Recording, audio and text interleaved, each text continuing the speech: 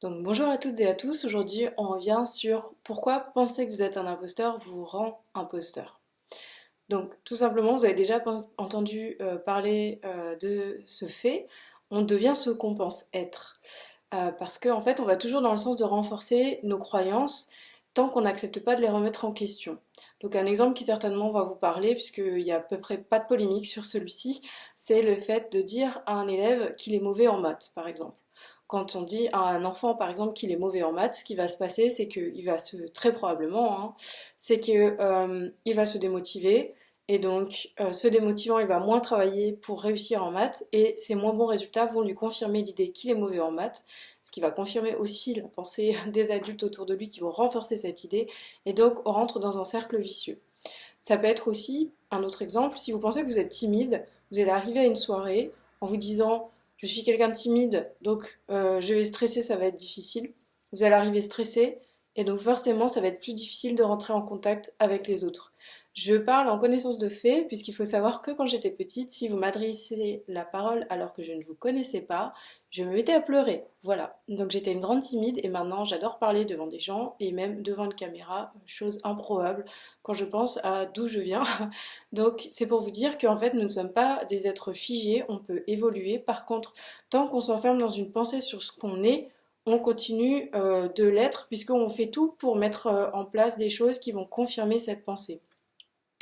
Ça vient aussi notamment du biais de confirmation, dont vous avez peut-être déjà entendu parler.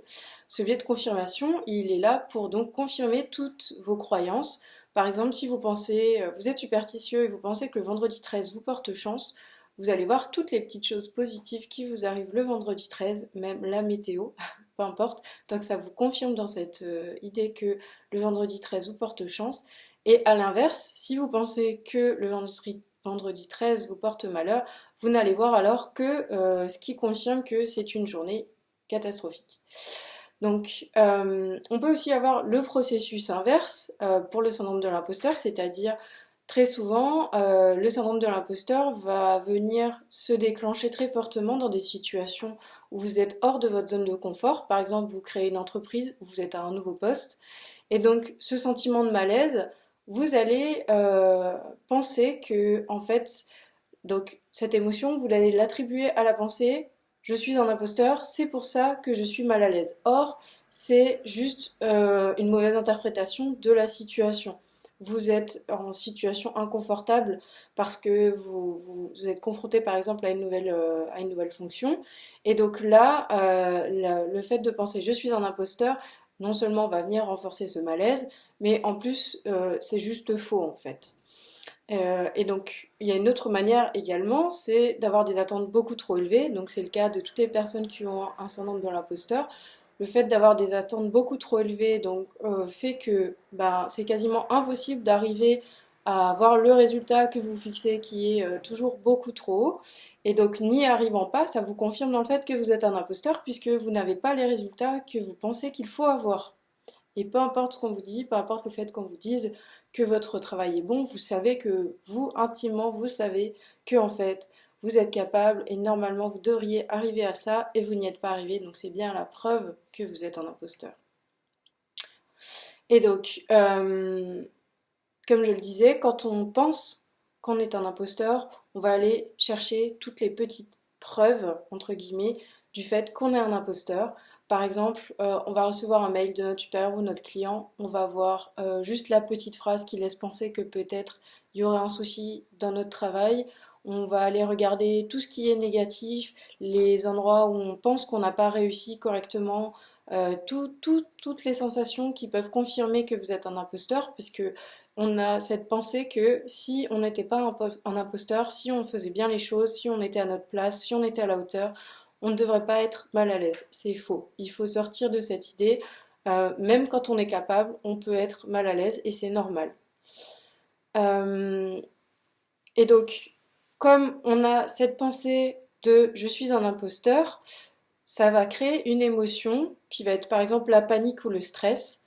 Émotion, donc ça vient étymologiquement de mettre en mouvement, et donc ça nous met en mouvement vers une action qui est en lien avec cette émotion. Et donc si vous êtes dans le stress ou la panique, les actions que vous allez mettre en place elles vont être teintées de cette émotion, donc vous allez moins bien travailler par exemple, ou pas dans toutes vos capacités.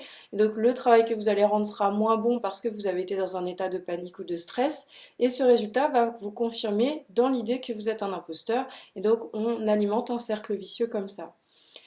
Et donc, on voit deux comportements qui sont typiques du syndrome de l'imposteur et qui sont liés en fait à ce cercle vicieux. Le premier, le plus évident, c'est le surmenage. Comme vous pensez que vous n'êtes pas assez bon, vous travaillez comme un malade ou une malade, et vous arrivez donc avec un résultat qui vous paraît à peu près satisfaisant. On vous félicite pour ce résultat, mais en fait, ce qui se passe, c'est que vous vous dites, mon Dieu, mais s'il a fallu que je donne tout ça pour arriver à ce résultat, c'est pas normal. Je devrais pas avoir à travailler autant pour réussir ça. Et la prochaine fois, on va en attendre au moins autant de moi et je vais devoir travailler autant, voire plus. Et donc, on se met une pression horrible qui fait que ça vient confirmer le fait qu'on est un imposteur, alors que c'est simplement le surménage qu'on a mis en place parce que nos attentes sont beaucoup trop élevées. Donc il faut accepter de remettre en question toutes ces heures de travail pour voir est-ce que c'est vraiment un effort qui est optimal par rapport au résultat qu'il faudrait rendre, un résultat objectivement bon, pas celui que vous avez imaginé qui est forcément en décalage avec les attentes des autres. Et donc le deuxième comportement qui est un peu plus inattendu, c'est l'évitement en fait. Et donc c'est typiquement ce qui vous mène devant Netflix, devant YouTube, devant Facebook, devant toutes ces choses qui font qu'on se sent un tout petit peu mieux sur le coup et beaucoup moins bien après. Et j'espère que vous n'êtes pas en train de procrastiner en regardant cette vidéo, mais si c'est le cas, on va dire que peut-être ça va vous aider à vous faire du bien pour la suite. Mais du coup, tous les comportements d'évitement viennent en fait, sont liés à la pression qu'on a avec le syndrome de l'imposteur. Et ça peut être le fait d'être tout le temps en retard, aussi de remettre la faute sur les autres. C'est une manière d'éviter de voir que le souci vient de soi, de procrastiner évidemment, d'éviter toute situation qui puisse vous mettre un petit peu en challenge et donc en difficulté, puisque si vous pensez que vous êtes un imposteur, vous n'allez pas vous imposer des épreuves en plus. Et donc ces comportements d'évitement, ils ont comme conséquence, selon les uns ou les autres, mais pour vous donner un exemple, si vous procrastinez, le travail que vous allez rendre, il est forcément de moins bonne qualité que ce que vous attendiez de rendre, ce que vous pensez qu'il aurait fallu rendre. Et donc ce travail étant moins bon, vous en déduisez que normalement vous ne devriez pas être autant stressé et que ensuite votre travail il n'est pas bon, et donc c'est bien la preuve que vous êtes un imposteur, vous n'auriez pas autant de difficultés si vous n'en étiez pas un. Or, ce n'est pas comme ça que ça fonctionne. C'est un cercle vicieux que vous renforcez à chaque fois que vous pensez que vous êtes un imposteur. Et donc, quelques petites pistes à creuser, trois pistes en fait, à creuser pour essayer de sortir de ce cercle vicieux. La première, c'est de revoir ses attentes. Tant que vous aurez des attentes beaucoup trop élevées, forcément, vous allez avoir des résultats qui vous déçoivent et qui confortent cette idée que vous êtes un imposteur. Donc, revoyez vos attentes. Voyez qu'est-ce que c'est un travail objectivement bon pour les personnes pour lesquelles vous le faites, que ce soit votre client ou votre patron. Ensuite, arrêtez de cultiver la pensée que vous êtes un imposteur. C'est comme un jardin. Si vous arrosez les mauvaises herbes, elles poussent.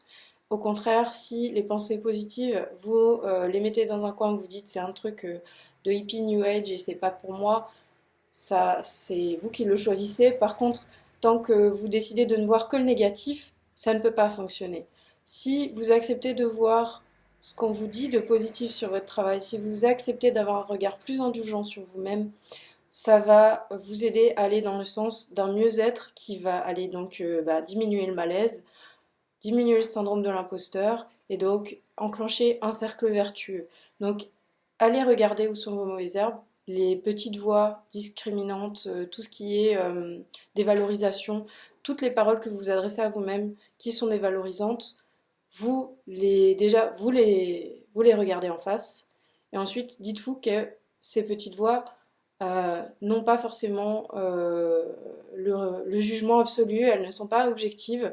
C'est parfois des choses qu'on a intégrées de l'enfance même, ou des choses que des parents ou des proches nous ont dit plus jeunes, ou des professeurs, et qu'on a continué à cultiver, et maintenant dans votre vie, ces paroles-là ne vous servent plus.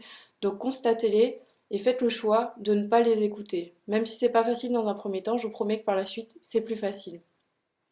Et donc une troisième piste, pas la plus facile, c'est travailler à avoir une image plus objective de soi, et idéalement une meilleure estime de soi-même. Et donc pour avoir une image plus objective de soi, alors on peut le faire en accompagnement évidemment.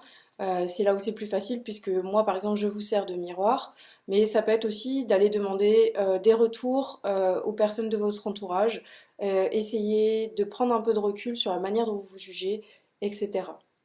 Et donc, comme je le disais, si vous êtes intéressé, n'hésitez pas à me contacter, même si vous avez des questions, je réponds aux questions gratuitement. Et donc, ça peut être par mail également.